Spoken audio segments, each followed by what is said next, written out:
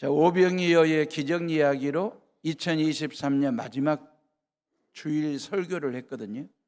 2024년 첫 주 설교도 보리떡 5개와 물고기 2마리 가지고 5,000명을 배불리 먹이고도 12광주리를 남긴 오병이어의 기적 이야기의 본문 말씀을 정했습니다.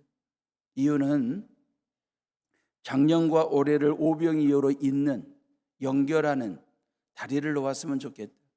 그리고 우리 모든 해오름의 식구들의 삶의 현장과 신앙 위에 오병이어의 기적과 축복과 은혜와 능력이 여러분들의 삶의 현장에 재현됐으면 좋겠다라고 하는 간절한 바람이 있어서 지난주 이어서 이번 주 말씀 그대로 본문을 잡았습니다. 베세다 광야에 풀어야 할 문제가 생겼습니다. 그 문제를 제자들에게 풀어보라고 예수님이 맡기셨죠. 빈들입니다. 아무것도 없는 광야라 그 말이거든요. 해가 지고 떨어진 어두운 밤이 몰려왔습니다. 돈도 없고 빵 공장도 없는 그런 곳입니다. 난감한 상황인데, 그래서 제자들이 예수님께 뭘 제안했습니까? 이 많은 사람들 아랫동네 저기로 내려보내서 각자 허기진 배를 채우는, 배고픔의 문제를 각자 해결하게 하자고 그렇게 제안을 할 때 예수님께서 너희들이 주라고 말씀하셨습니다. 제자들의 입장에서는 답이 없는데 풀어보라는 거잖아요. 다시 말하면 예수님은 제자들의 신앙을 테스트하고 싶었습니다. 신앙 훈련 말입니다. 이 문제를 잘 풀어서 제자들의 신앙이 좀 더 깊어지고 넓어지고 단단해지고 높아질 수만 있다고 한다면 그 말이거든요. 단단한 신앙인으로 세우시려고 테스트하시는 것입니다. 애들이 그러잖아요. 엄마, 이 문제 도저히 어려워서 복잡해서 못 풀겠어. 엄마가 좀 풀어줘. 그러면 모든 엄마들이 힘들지 어렵지 그래도 네가 한번 풀어봐라. 그러고는 엄마가 힌트 하나를 알려줘요. 그리고 엄마도 하던 일을 멈추고 문제 푸는 일에 집중한다고요. 그러면서 이 아이가 정답을 찾아가는지 오답을 찾아가는지 지켜보고 있다가 오답 쪽으로 가면 또 한 번 힌트를 알려줍니다. 오히려 애보다도 엄마가 더 긴장하고 집중을 하게 돼요. 그러면서 이 아이가 결국 엄마의 도움받아가지고 정답을 찾았을 때에 엄마하고 애는요 기뻐가지고 막 박수를 치고 엉덩이 떠닥거려주고 어깨 쓰다듬어주고 그러면서 잘했다고. 그러면서 이 아이에게 뭘 심어줍니까? 성취감을 심어주고 자신감을 키워주는 거예요. 예수님도 이런 마음이지 않겠습니까? 베세다 광야의 오병이어의 문제는 예수님에게는 아주 간단하고도 쉬운 문제예요. 그런데 그 문제를 제자들에게 풀어보라고 맡기신 거죠. 신앙을 테스트하시려고. 계산이 빠르고 셈이 정확한 빌립이 200데나리온의 돈이 있어야 되겠다라고 하는 견적서 계산서를 예수님께 내밀었습니다. 200데나리온, 이건 예수님 당시에 셀러리맨들이 8개월치 받는 월급의 양이거든요. 적지 않은 큰 돈입니다. 한마디로 말해서 빌립의 생각은 이건 불가능하다라고 하는 방점이 불가능해 있습니다. 기적은 견적에서 나오는 게 아닙니다. 영적인 믿음에서 나오는 거죠. 빌립은 이걸 몰랐던 거죠. 나름대로 계산기 두들기며 머리 굴리면서 계산을 했는데 그 계산 속에 예수님이 없어요. 그 계산 속에 예수님을 염두에 두지 않은 거예요.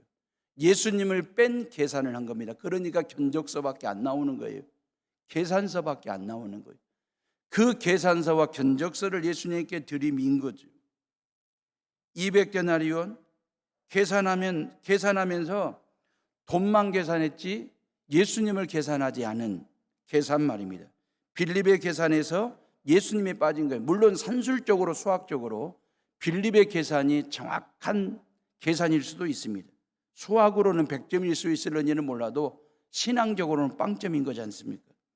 빌립의 계산 속에 산수가 있고 수학이 있고 셈이 있습니다. 과학이 있습니다. 근데 아주 중요한 게 빠졌습니다. 예수가 빠진 겁니다. 예수님을 빼고 계산한 것, 고로 수학적으로는 정답일런지는 몰라도 영적으로 신앙적으로 이건 오답이에요. 예수님을 계산하지 않은 계산은 틀릴 수 있습니다.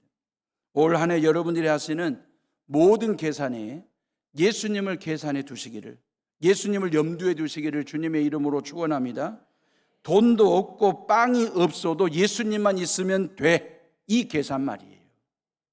예수님이 계시면 된다라고 하는 이 영적 계산기를 두드릴 줄 아는 믿음 말이에요. 오병이어의 기적은 견적서에서 나오는 게 아니에요. 신앙 고백서에서 나오는 거지. 하나님의 일은 견적내서 하는 것이 아니라 믿음으로 하는 것이거든요. 요즘 세상이 얼마나 계산적인지 몰라. 요즘 세상이 말입니다. 1인당 자녀 양육비, 교육비를 보건사회연구소에서 계산을 해놓았습니다. 우리나라는 출생부터 시작해서 대학 졸업할 때까지 22년 동안 양육하고 교육하는데 4억 원 정도 같은데요. 여러분들은 놀라지도 않아요. 4억 원 정도. 미국은 25만 달러 같은데요. 3억 정도. 우리나라가 돈을 더 쓰는 거예요. 이런 계산이야 노동이나 보건, 육아정책을 연구하시는 연구원들이 하는 일이에요. 이런 계산서 내놓는 것 당연해요. 문제는 뭐냐? 이 양육비와 교육비가 4억 든다는 그 계산 보고서 내에 댓글을 다는데 부모들이 어떤 댓글이 가장 많냐면 아이를 낳지 않으면 부부간의 이동 가지고 평생 풍족하게 살겠다. 이게 댓글 내용이에요. 아니 4억 든다는 계산은 연구원들이니까 한다니까요. 그러나 왜 부모들이 그 말이에요. 이 돈 가지면 평생 풍족하게 살겠다라고 하는 왜 그 계산까지 하는지 너무 야박하잖아요. 어찌할꼬 그 말이에요. 그러니 인구 절벽 시대가 온 거 아니겠습니까? 어떤 아들 녀석이요 아버지에게 결혼하겠다고 뜬금없이 얘기를 하는 거예요. 누구하고 전에 인사드렸던 그 친구와 결혼할래? 아니 그 아이는 네 친구라고 얘기했지. 너 그 아이를 사랑하냐? 그랬더니 아버지 그 일은 제 일이고요. 그 아이도 널 사랑하냐? 더더욱 교회도 안 다닌다는데 아버지 그건 그 사람 일이고요. 어이 요 녀석 아주 맹랑하네. 야 결혼해서 네 어떻게 살려고? 네 학생인데 돈도 없고 집도 없는데 어떻게 살려고? 그랬더니 아들 녀석이 하는 말이 아빠 그건 아빠 일이고요. 그랬어요. 이게 계산이에요. 아주 야박한 참 재미없는 시대를 삽니다. 신앙생활마저도 계산하신다면 어떻게 하실래요? 11조를 드려야겠는데 이것 떼고 저것 떼고 다 떼고 나면 드릴 11조가 없을지도 몰라. 주일 성수할까 말까? 왜 계산한대요? 주일 예배를 드리러 갈까 말까 계산하신다. 그러면 하나님도 계산하시면 여러분들이 손해예요. 하나님께서 우리에게 은혜 줄까 말까를 계산하시면 우리에게 축복을 줄까 말까 계산하시는 하나님이라면 우리는요 큰 손해를 봅니다. 근데 하나님은 계산을 안 해요. 우리를 사랑하시고 축복하실 때 그 말이에요. 만약에 예수님의 십자가 죽음을 앞두고 내가 십자가에 죽어야 되는지 말아야 되는지 계산했더라면 예수님은 십자가 죽을 일이 없어요. 안 죽어도 돼요. 왜? 죄 없으신 분이시니까. 근데 아무런 계산 안 했어요. 그냥 죄인들을 죄 가운데서 구원하시려고 죄인들을 사랑하시는 그 마음 하나만 가지고 계산 없이 십자가 졌고 십자가 위에서 못 박혀 피 흘려 죽으셨고 3일 만에 부활하셨어요. 그리고 우리를 죄 가운데서 구원하시려고 하나님의 자녀됨의 권세 아무 계산 없이 그냥 주신 거예요. 예수 믿는 자들에게.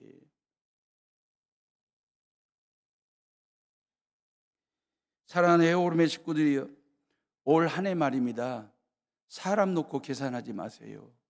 그냥 사랑하세요.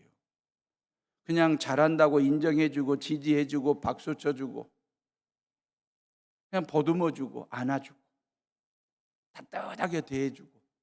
사람 놓고 계산하면 추해져요. 일 놓고 계산하지 마세요. 사명으로 알고 감당하세요. 사람 놓고 일 놓고 계산하지 않고 사랑하고 사명으로 알면 하나님께서 계산 없는 은혜와 사랑과 축복을 여러분들에게 부어주실 줄로 믿습니다. 빌립은 계산적인 신앙의 모델이라고 한다면 안드레는 말이에요. 주님께 드리고 맡기는 신앙의 롤 모델입니다.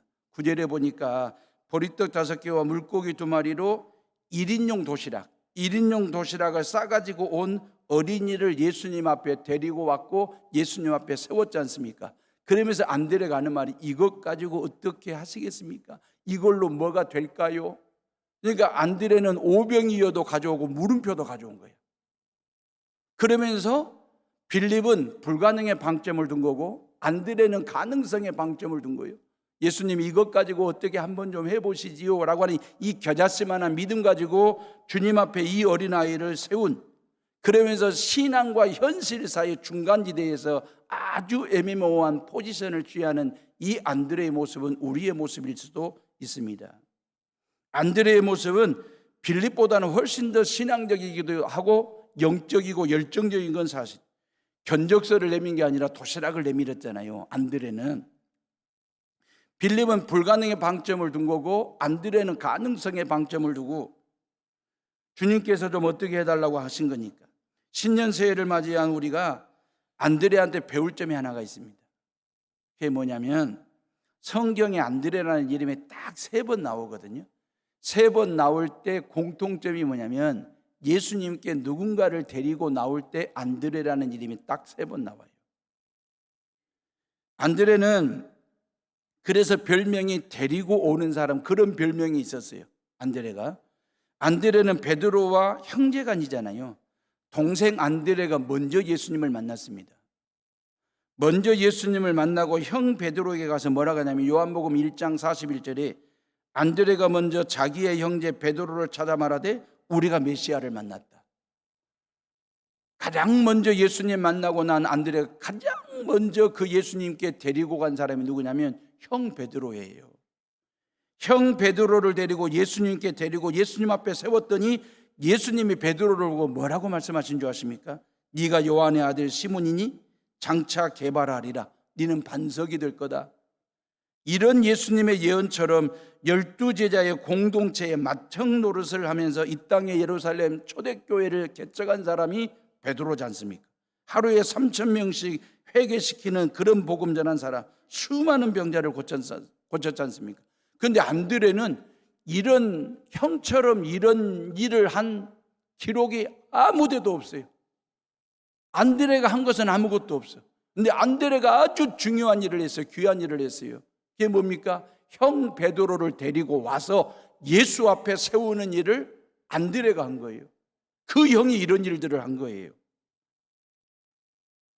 복음 전하다가 십자가를 거꾸로 지고 순교 제물이 되었던 그 형 베드로를 예수님께 데리고 온 사람, 예수 앞에 세운 사람이 안드레예요. 우리가 베드로처럼 예수님 믿으면 좋겠지만 베드로만큼은 아니더라도 안드레처럼 누군가를 예수님께 데리고 오고 누군가를 예수님 앞에 세워주는 일을 할 수만 있다고 한다면 그 말이에요. 우리는 베드로처럼 안진뱅이를 일으켜 세우지는 못했지만 안드레처럼 누군가, 그 말입니다. 누군가를 예수 앞에 세우는 일은 우리가 해야 되지 않겠습니까? 두 번째로 안드레가 등장할 때가 언제냐면 요 사내 아이를 데리고 보리떡 5개 물고기 2마리 가지고 이 아이를 예수 앞에 데리고 왔고 예수 앞에 세울 때 안드레라는 이름이 나와요. 세 번째 안드레 이름이 언제 나오냐면 종려주일 때 말입니다. 수많은 헬라인들이 예수님을 뵙고자 할 때 예수님 앞으로 헬라인들을 데리고 와 세울 때 안드레가 나옵니다. 안드레라고 하는 이름이 성경에 딱 3번 나오는데 공통점이 뭐냐? 한결같이 누군가를 예수님께로 데리고 와서 세웠다라고 하는 점입니다. 얼마든지 자기를 예수님 앞에 세울 수 있잖아요. 자기를 먼저 세울 수 있잖아요. 예수 앞에. 근데 그리하지 않고 남을 세우는 일을 했어요. 약간 생각을 제가 삐뚤어 볼까요? 제가 생각을 좀 약간 삐뚤어 보면 형님 베드로를 예수님 앞에 세우지 않았더라면 안드레가 베드로의 모든 지위와 자리와 역할을 감당했을지도 몰라요. 로마 땅에 안드레 베드로 성당이 아니라 안드레 성당이 세워질 수도 있고 로마 캐톨릭의 초대 교황이 베드로가 아니라 안드레가 될 수 있다니까요. 형을 소개하지 않았더라면 베드로를 예수님께 데리고 오지 아니했더라면 자기가 나대고 자기가 서대고 자기를 예수 앞에 세웠더라고 한다면 그 말이 단순히 형이라서 그랬을까? 안드레가 베드로를 데리고 나온 것은 단순히 형이기 때문에 예수님께 데리고 와서 세웠을까요? 그런 논리라고 한다면 11명의 제자들 중에는 형이 없고 동생이 없었을까요? 이유가 뭘까요? 안드레가 생각할 때 나보다도 형이 나아, 그 말이에요. 나보다도 형이 훨씬 좋은 사람이에요. 나보다도 형이 예수 앞에 서는 것이 맞아, 옳다고 생각하는 이 안드레 말입니다. 이 인간미 말입니다. 이 인간성 말입니다. 자신을 앞세우기보다도 남을 앞세울 줄 아는 사람이었기에 세상에 보리떡 5개와 물고기 2마리가 뭐라고? 그 꼬맹이 사내아이를 예수님 앞에 세울 줄 아는 거예요. 형을 세울 줄 아는 사람이기에 이 꼬맹이 사내아이까지 예수님 앞에 세울 수 있는 사람 안드레 말입니다. 사랑하는 에어롬의 식구들이 올 한 해 주님 앞에 저는 목사로, 여러분들은 장로, 안수입사, 권사로, 집사로 반듯하게 제대로 좀 섰으면 좋겠습니다. 우리 해오른 교회가 여수 시민들에게 부끄러움이 없는 자랑스러운 교회로 하나님 앞에 반듯하게 세우는 일, 제대로 된 교회, 제대로 된 목사, 제대로 된 해오름의 식구들로 주님 앞에 십자가 앞에 반듯하게 제대로 서서 정말 자랑스러운 신앙생활을 했으면, 그리고 또한 나만 주님 앞에 서는 것이 아니라 누군가를 주님 앞에 데리고 와서 세우는 전도를 통해서 하듯 믿지 않는 남편, 믿지 않는 가족들, 믿지 않는 이웃들, 직장 동료들에게 복음을 전해서 그 사람들을 데리고 와서 주님 앞에 세우는 것 말입니다. 구역장은 구역원들 앞에서 제대로 서는 거죠. 남성교회 레전도의 모든 회장을 비롯한 임직원들이 회원들 앞에서 반듯하게 제대로 서는 것 말입니다. 목사는 성도들을 제대로 세워주고 성도들은 목사를 제대로 세워주는 그런 2024년 되시기를 주님의 이름으로 축원합니다. 자, 빌립을 비롯해서 다른 제자들은 사람들을 동네로 내려보내자는 거예요. 동네로 내려가서 각자 허기진 배를 해결하자라고 하는 것. 마태복음 14장 15절에 보면 저녁이 되매 제자들이 나와 이르되 이곳은 빈들이요 때도 이미 저물었으니 무리를 보내어 마을에 들어가 먹을 것을 사 먹게 하소서 그랬어요. 여기가 아니라 저기라는 거예요. 이 문제를 정답이 어디에 있느냐? 여기가 아니라 저기 있다는 거예요. 저 사람들에게 있다는 거예요. 그래서 이 많은 사람들을 아랫동네로 저기로 내려보내서 저 사람들을 통해서 이 문제 해결하도록 하자는 것입니다. 이게 제자들의 생각이었습니다. 근데 안드레의 생각은요, 여기서 그 말입니다. 이분을 통해서. 이분이 누군데요? 예수. 여기서. 왜 주일 성수가 필요한 줄 아십니까? 왜 여러분들이 주일 예배를 드려야 되는지 아십니까? 여기서 이분을 만날 수 있거든. 예수 그리스도를 만날 수 있어요. 여러분들에게 있는 모든 문제, 여러분들에게 있는 모든 아픔과 상처와 눈물과 고통과 질병과 이 모든 산적한 문제를 어디 가서 푸실 거예요? 저기 가서 저 사람에게. 저기에 저 사람이 누가 있길래 거기에 무당이 있습니까? 거기에 점쟁이가 있는 것입니까? 예수 믿는 사람들 중에서도 연초에 무당 찾아가고 점쟁이 찾아가서 저기 저 사람에게 답이 있는 줄 알고 길이 열리는 줄 알고, 아니에요. 여기에 있습니다. 이분이 계십니다. 예수 그리스도. 예수 그리스도를 통해서 여러분들이 모든 문제를 푸시고, 예수 그리스도를 통해서 여러분들이 답을 찾으시고, 예수 그리스도를 통해서 길을 트는 올 한 해가 되시기를 주님의 이름으로 축원합니다. 사랑하는 에오름의 식구들이 모두가 다 이 성전에서 주일날 그 말이에요. 여기서 문제를 풀고 여기서 예수 정답을 가지고 세상으로 나아가는 삶을 사는 것. 그래야 인생 정답, 사업 정답, 목회 정답지를 가지고 살아가는 존재가 되고 기적을 일으키는 삶을 살 수 있으니까요. 주님의 제자들과 우리에게 원하시는 것은 뭘까요? 믿음입니다. 믿음의 사이즈일까요? 큰 믿음이냐 작음이냐? 아니요, 주님이 원하시는 건 믿음 자체를 원하십니다. 믿음의 연차, 오랫동안 예수 믿었느냐, 이제 막 예수를 믿었느냐, 믿음의 연차를 원하시는 게 아니고 믿음 자체를 원하세요. 돈도 없고 빵도 없지만 예수님만 여기 계시면 된다라고 하는 믿음. 빈들이고 해가 져서 저녁이 되었지만 예수님 이분만 계시면, 여기에 내가 있으면 된다라고 하는 믿음 말입니다. 5천 명을 먹이는 일에 보리떡 5개면 충분하고 물고기 2마리면 충분하다라고 하는 믿음 말입니다.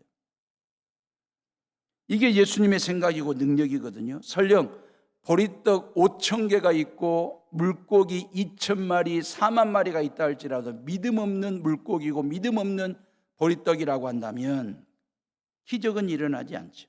그냥 1:1 개인의 배만 채우는 오병이어가 되는 거죠. 믿음으로 드려진 보리떡 5개가 5천 명을 배불리 먹이는 것입니다. 믿음으로 드렸지. 믿음이 빠진 5천 개보다도 믿음이 있는 5개의 빵을 우리 주님은 원하시는 거예요.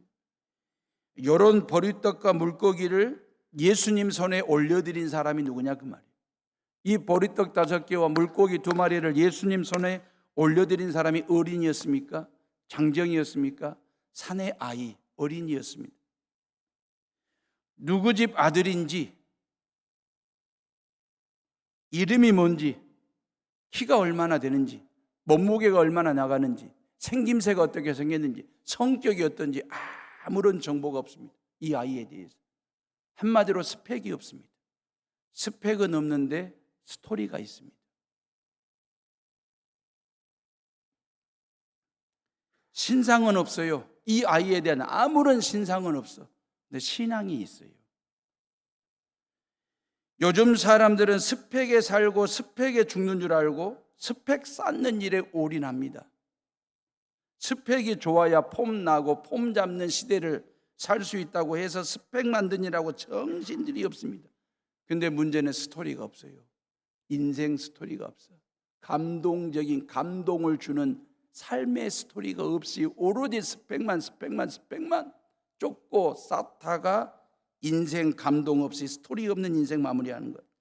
한 사람의 됨됨이는 스펙에 있는 게 아니고 스토리에 있습니다. 올 한 해 정말 아름다운 스토리를 만들어가는, 누군가에게 감동을 주고 감명 깊은 깨달음을 줄 수 있는 그런 스토리가 있는 삶을 살아가는 성도들 되시기를 바라고요. 이 사내 아이의 스토리를 제가 한번 써볼게요. 상상으로 제가 한번 써보겠습니다. 가정 형편이 아주 가난했습니다.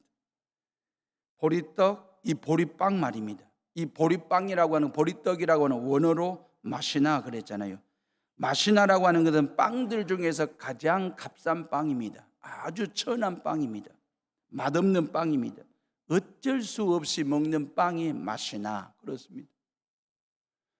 이 부잣집에서는요, 이 곡식가루를 사료로 씁니다. 짐승 사료로. 근데 가난한 사람들은 이것마저도 없어서 곡식 사료로 쓰는 그 곡식가루를 비비고 반죽을 해가지고 빵으로 만들어 먹는 그 만든 빵이 마시나예요. 서글픔과 서러움을 비벼가지고 반죽해서 먹는 빵 마시나. 눈물을 머금고 먹는 빵이 보리빵입니다. 사내 아이가 가져온 2마리 물고기, 이것은요 헬라어를 보니까 이크수스로 되어 있어요. 이크수스라고 하는 말은 어부들이 고기를 잡아가지고 반찬거리가 안 되는 아주 작은 물고기, 그래서 버려버린 겁니다. 버려진 그 물고기를 가난한 사람들이 주워다가 소금에 쪄려가지고 반찬 만든 거예요. 이게 이크수스예요. 끝이라고 딱딱한 보리빵을 잘근잘근 씹다가 입이 퍽퍽해지면 그 이크수스 소금에 절인 물고기를 한 줌씩 뜯어 먹으면서 옹알옹알 씹어가지고 넘기는 이 가난한 사람들이 먹는 도시락 한 끼, 1인용 도시락 마시나와 이크수스. 이걸 주님께 드린 아이, 사내 아이 말입니다.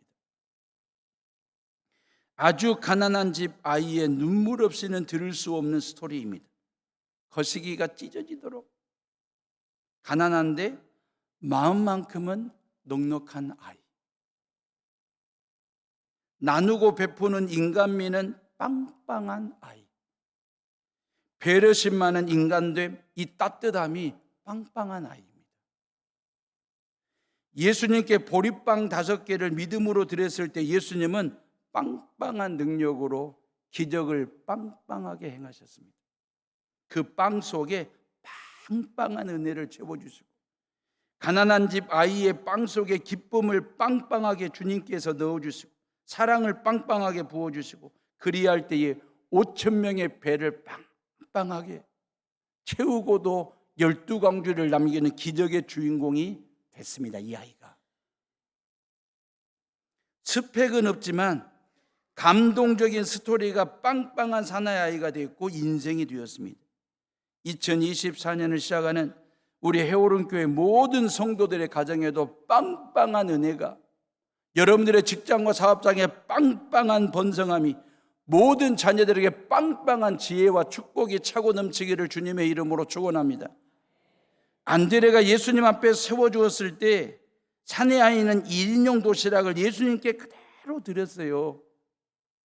저 같으면 그럴 것 같아요. 도시락 뚜껑 열고 빵 5개 중에 2개 내 거라고, 물고기 2마리 중에 1마리는 내 거라고 따로 떼고 따로 챙겨 놓고 나머지를 예수님께 드릴 것 같아요. 저 같으면. 근데 이 아이는 그대로 드렸어요. 있는 것. 비록 이게 맛이 나고, 비록 이게 이크수스, 보잘것없는 볼품없는 빵이고 물고기이지만 이걸 주님께 그대로 내 것이라고 욕심내지 않고 그대로 드렸더니 예수님은 오병이어의 기적을 일으켰고 이 아이는 그 주인공이 되었습니다. 예수님 앞에 선 사내 아이의 손에 마시나와 이크수스 1인용 도시락에 들려져 있잖아요. 그때 예수님께서 낚아채듯이 빼앗듯이 이리 줘. 그런 예수님이 아니에요. 인격적이신 예수님은 그 사내 아이의 동의를 물었을 겁니다. 애야, 이 도시락은 너 혼자 먹기도 부족하고 아깝지? 근데 이것 가지고 이 많은 사람들을 한번 먹여볼까? 네 생각은 어때? 동의를 물으시는 하나님. 사내 아이라고 해서 빼앗거나 그렇게 하시는 예수님이 아니라 이 아이의 생각을 모르고, 이 아이는 얼마나 뻥쳤겠습니까? 영문도 모르고. 아마 이 아이는 그냥 이 보리떡 5개와 물고기 2마리 그냥 예수님 드시라고 예수님 용으로 드리려고 가져왔는데 예수님께서 이것 가지고 이 많은 사람들을 한번 먹여볼까 하고 동의 물으니까 이 아이는 영문도 모르고 얼마나 뻥쳤을까라고 하는 말입니다. 미국의 이민교회에 한국에서의 명문대학을 영문과를 졸업하고 신학 공부한다고 유학을 온 부목사님이 계셨대요. 서울 명문대학에 영문과 졸업했으니까 영어 좀 한다고 교인들 앞에 약간 좀 의시되고 폼도 잡고 그랬대요. 근데 그 교회에 미국인 목사님이 오셨대요. 담임 목사님이 그 목사님 불러가지고 목사님이 좀 통역하라고 그랬더니 기겁을 하더래. 뭐라고 하냐면, 목사님, 저는 영문도 모르고 영문과 공부했다고. 영문도 모르고 영문과를 나왔다고. 그리고 그 자리를 도망치듯이 떠났대요. 영문을 모르면 영역이 떨어집니다. 너희들이 먹을 것을 주라는 예수님의 말씀에 영문도 몰랐던 필립은 200데나리온의 견적서를 내민 것이고, 다른 제자들은 여기가 아니라 저기 해결하도록 하자고 한 것이고, 안드레는 사내 아이를 데리고 온 것이거든요.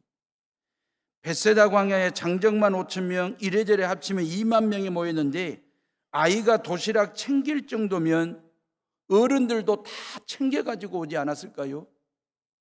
다시 말하면 적어도 벳세다 광야에 도시락은 5,000개는 있었겠지요. 애가 챙길 정도라면 어른들 장정들이 왜 자기 도시락을 안 챙겼을까요? 그런데 5,000개 중에 예수님 손에 올려진 도시락은 딸랑 하나. 어른도 아니고 사내아이가 드렸습니다. 어른들은 왜 꼽을 쳐놨을까? 왜 숨겼을까요? 왜 안 내놨을까요? 어른들이 두 가지를 생각했을 겁니다. 하나는 내 건 내놔 봐야 아무런 도움이 안 될 거라는 자기 판단, 상황 판단 말입니다. 이건 내놔 봐야 아무런 도움도 안 될 거라고 하는 자기만의 생각, 판단을 한 거죠. 두 번째는 나 혼자 먹기도 부족하고 아까운데 하는 욕심이 도시락을 주님께 드리는데 망설이게 한 원인이지 않았을까? 생각의 차이가 이런 결과를 가져옵니다. 어린아이의 생각은 단순했지요. 작은 것이지만 예수님께 드리자. 이 생각 외에 다른 생각이 없었습니다. 근데 어른들은요, 이 작은 것 주님께 드려봐야 이 복잡한 생각을 한 거예요. 기적은 단순함에서 나오는 거예요. 복잡하게 생각하면 기적 소리만 내는 시끄러운 사람이 되는 것입니다. 드려봐야 이 어린아이처럼 이 작은 거지만 예수님께 드리자 단순하게 생각했을 때에 기적이 일어났습니다. 이거 드려봐야 복잡하게 생각하니까 결국 드리지를 못한 거잖아요. 신앙생활 복잡하게 하지 마세요. 주일날 교회 갈까 말까 복잡하게 생각하지 마세요. 하나님의 말씀을 들을까 말까 복잡하게 생각하지 마세요. 아주 단순하게 생각하세요. 찬송하자, 기도하자, 예배 드리자, 헌금 드리자, 교회 가자. 단순하게 생각할 때 단숨에 복이 옵니다. 내가 하나님 앞에서 단순하게 생각할 때 하나님은 단순하게 생각한 자에게 단숨에 복을 주시거든요. 근데 복잡하게 생각하면 복을 잡아갑니다. 어느 유의로 풀어드릴까요? 복잡이 뭔지. 내가 하나님 앞에서 복잡하게 생각하면 하나님이 주실 복 마귀가 잡아가볼 수 있어요. 그게 복잡이에요. 복잡하게 생각하지 마세요. 아주 단순하게 생각하세요. 예배 드려봐야, 기도해봐야, 찬송해봐야, 헌금 드려봐야, 봉사해봐야, 주일날 교회 가봐야 복잡하게 생각하니까 복잡해지는 거예요. 신앙생활이. 그냥 주일날 교회 가자, 예배 드리자, 찬송하자, 기도하자, 헌금 드리자, 봉사하자, 사랑하자. 그러면 될 것을 그 말이에요. 단순하게 생각하면 복을 받을 타이밍을 잡는 거고요. 복잡하게 생각하면 복 받을 타이밍을 놓치는 것입니다. 사내 아이는 단순하게 드림으로 단숨에 오병이어 기적의 주인공이 됐습니다. 남은 12강주리를 누구에게 줬을까? 이 남은 12강주리를 누구에게 줬을까요? 제자들이 챙겼을까요? 아니면 장정들 남자들이 다시 똑같이 분배를 했을까요? 예수님은 분명히 그 아이를 불렀을 겁니다. 이리 와라. 이 12강주리 이건 네 거야.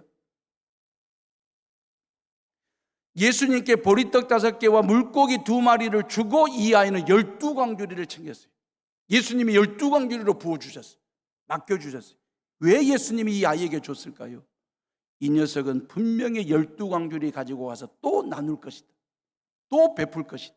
왜? 보리떡 5개와 물고기 2마리 나눌 줄 아는 이 아이가, 이 녀석은 분명히 이것 가지고 또 집에 갔다가 쟁이고 모으고 혼자 쥐고 먹고 사는 인생이 아니라 이것 주면 이것 가지고 가서 또 나누게 될 것이다. 그래서 너는 앞으로 5,000명을 먹이는 사람이 되어라. 예수님에게 이 믿음을 줄 줄 아는 아이, 예수님에게 이 믿음을 줄 수 있는 사람, 신앙 말입니다. 예수님이 볼 때 이 마음이 생겨, 이 믿음이 생겨. 이 아이를 보니까 보리떡 5개와 물고기 2마리를 줄 줄 아는 아이라면 12강주리를 가지고 와서 또 나누고 배분하고 분배하고 재창출하고, 그러면서 이 아이에게 뭘 심어준 겁니까? 너는 5,000명분을 먹지 말고 5,000명을 먹이는 사람이 되어라. 그 인생 살아라. 그게 예수님이 이 아이에게 주신 목적입니다. 어른들은 예수님께 드려봐야 이 복잡한 생각을 하고 있다가 도시락이 짬밥이 되어버렸어요. 쓰레기가 되어버렸어요. 그거 아꼈다가 그거 숨겨두었다가. 왜? 예수님이 보리떡 물고기 신선한 것 떼어줄 때마다 5,000명이 배불리 먹고도 남을 정도였으니 그 말이에요. 11절에 보니까 원하는 대로 줬더라 그랬잖아요. 이거 오병이어가지고 원하는 대로 보리빵 5개 원하면 5개 주고 10개를 원하면 10개 다 주고 물고기 2마리 달라면 2마리 주고 10마리 달라고 하면 다 주고 오늘 말씀은 그들이 배가 빵빵하게 배가 부르도록 그 말입니다. 그럼 배만 불렸을까요? 양손에 보리빵과 물고기 다 쥐지 않았을까요? 근데 남자 장정들이 옆구리에 차고 있던 그 도시락은요 쓰레기가 된 거지. 짬밥이 된 거죠. 꾸정물통에 들어갈 찌꺼기가 된 거죠. 아꼈다가 숨겨두었다가 망설였다가 이 복을 받을 타이밍을 놓치는 것 말입니다. 예배드릴 타이밍 놓치시면 믿음이 식어요. 은혜 받을 타이밍을 놓치시면 안 돼요. 순종할 타이밍을 놓치면 불순종이 됩니다. 사내 아이는 이 타이밍을 기가 막히게 맞췄습니다. 근데 실은 예수님이 기가 막히게 맞춰준 거죠. 사랑하는 에오름의 식구들이요, 하나님은 이 땅에 오병이어로 아들 예수를 마시나로 이크수스로 우리에게 보내주셨어요. 예수님 참 초라하게 오셨거든. 마시나처럼 물고기처럼 버려질 존재로 왔잖아요. 유대 땅 베들레헴 마국간, 이름 없는 마국간에 아기 예수로 성탄하시고 태어나셨잖아요. 그 예수님은 말 구유에 누인 그렇게 오셨어요. 마시나처럼 이크수스처럼. 그 예수님을 우리에게 오병이어로 주시면서 이 땅에 생명의 떡으로 영의 양식으로 이 땅에 아기 예수로 오신 예수 말이에요. 그 예수님이 십자가 지기 전에 12제자들을 앉혀놓고 받아 먹으라고, 이것은 내가 너희를 위하여 찢기는 살과 같은 것이라고 떡을 떼시면서 받아 마시라고, 잔을 건네시면서 이것은 내가 너희를 위하여 십자가 위에서 흘리는 피, 새로운 언약의 피라고 받아 마시라고. 예수님은 그렇게 우리 가운데 마시나로 오셨고 이크수스로 오셨습니다. 그 예수를 먹는 사람마다, 그 예수를 믿는 사람마다 내 안에서, 내 삶 속에서 하나님의 자녀가 되고 죄사함 받고 구원받고 은혜 받는 오병이어의 기적이 일어나는 그런 역사, 그런 은혜가 있지 않습니까? 여러분들이 드릴 오병이어는 뭡니까? 올해 주님께 뭘 드리시렵니까? 주님이 여러분들에게 원하시는 게 뭘까요? 우리 예수님이 원하시는 것은 여러분들 자신입니다. 여러분들 자체를 원하십니다. 여러분들 자신을 자신 있게 드리십시오. 주님께. 실은 우리 인생이라고 하는 것, 저나 여러분 모두가 다 뜯어놓고 보면, 이리 보고 저리 보면 다 맛이 나거든. 보리빵 같은 존재, 거칠해, 딱딱해, 팍팍한 마시나와 같은 맛없는 그런 존재들. 저와 여러분들을 이렇게 삶을 들여다 우리 모두 다 이크수스와 같아. 보잘것없고 크지도 못했고 그래서 반찬거리도 안 될 것 같아서 버려질 수밖에 없는 이크수스와 같은 존재. 근데 제가 목사가 됐어요. 마시나였거든. 이크수스였거든. 근데 제가 목사가 됐습니다. 여러분들이 장로가 되고 안수집사 권사가 됐어요. 하나님의 자녀가 됐어요. 이유는 주님 손에 올려진 존재가 됐거든요. 우리 모두가 다. 주님 손에 올려놨더니 주님이 축사하시고 축복하시는 순간 우리는 세상으로 나아가 5,000명을 먹이는 사람들이 됐어요. 오병이어의 기적의 주인공들이 되신 거예요. 올 한 해는 그렇게 살았으면 좋겠습니다. 그래서 여러분들이 있는 곳마다 벳세다 광야가 되고 오병이어의 기적을 일으키는 주인공들이 다 되셔서 정말 살만 나고 일할만 나는 여수 땅 만들고 대한민국 만드는 우리 모두가 다 되시기를 주님의 이름으로 축원합니다.